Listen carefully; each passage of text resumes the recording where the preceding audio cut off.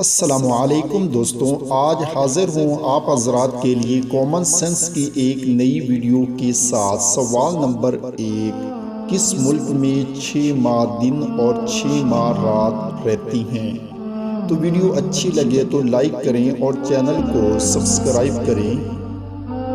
तो जवाब है दोस्तों, नॉर्वे में।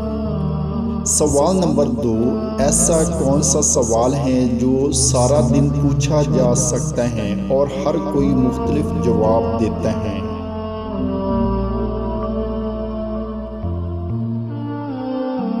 तो जवाब है नाजरीन, टाइम क्या हुआ है।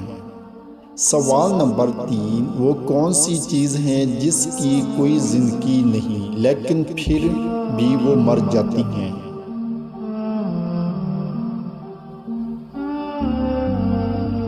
तो जवाब है दोस्तों, बैटरी।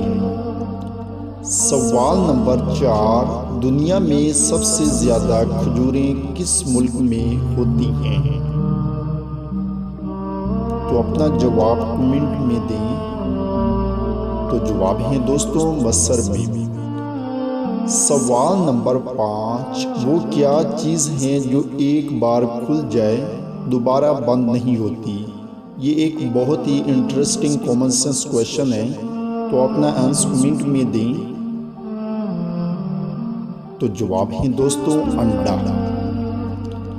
दोस्तों, आपने कितने सवालात के जवाबात सही सोचे हैं नीचे कमेंट्स में ज़रूर बताएं। चैनल को सब्सक्राइब करें। शुक्रिया।